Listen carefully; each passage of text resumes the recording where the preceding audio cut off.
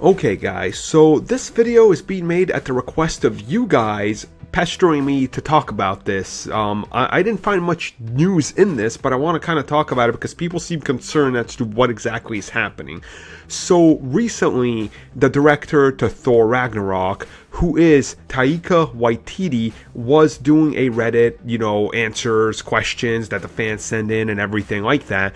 And he was specifically asked about how deep and how interconnected is this movie with the rest of the Thor movies and the Marvel Cinematic Universe.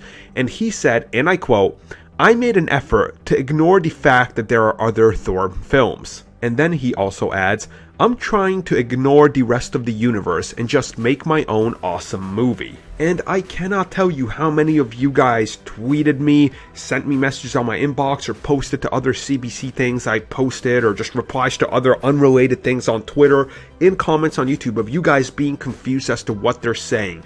So I'm going to try to break this out for you guys to the simplest way I can and compare it to other people that have said this. So what he says is, I made an effort to ignore the fact that there are other Thor films. Now, listen to what he's saying.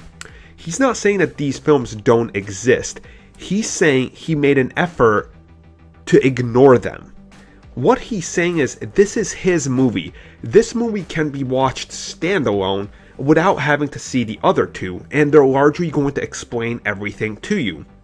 Now, Marvel does this constantly. You may not realize this because we're so interconnected, but Captain America Civil War is made in a way that if you haven't watched a single movie to date from Marvel, you could get into that movie and they explain enough to you and the emotions and what's happening that you're invested in these characters, which is why the movie is so highly regarded and has such a high score compared to something like Batman v Superman, which that movie assumes you know who these characters are and they don't give you the back details. This movie, like Civil War, is going to give you the details, but expect that you are a brand new viewer that's never seen anything else from Thor. Now, the same thing when he says, regarding the rest of the Marvel universe, the cinematic universe, it's going to ignore it. Once again, yes it is. Another movie that everybody loves that ignores the MCU is Guardians of the Galaxy. Think about that movie. James Gunn even said multiple times, yeah, it's its own thing. It's kind of out there. If you want to watch that movie as a standalone, it totally works. And guess what? It does. My mom, who doesn't watch comic book stuff, and she's seen my dad and my daughter overwatch, just kind of oversee them watching Guardians, and she was like, oh.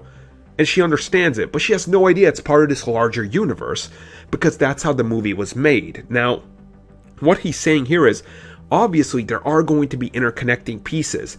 Thor was concerned with, oh, the Infinity Stones are showing up. I gotta get back to Asgard and figure out.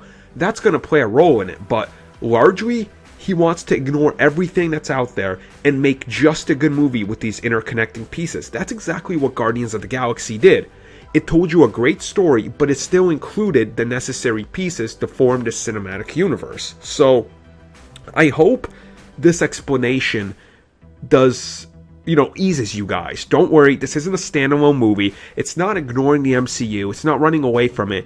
What he's saying is, it's going to be a movie that everybody understands, but when you dig into it, it has a larger connection, aka Guardians of the Galaxy. So, hopefully you guys enjoyed this video and you can stop worrying.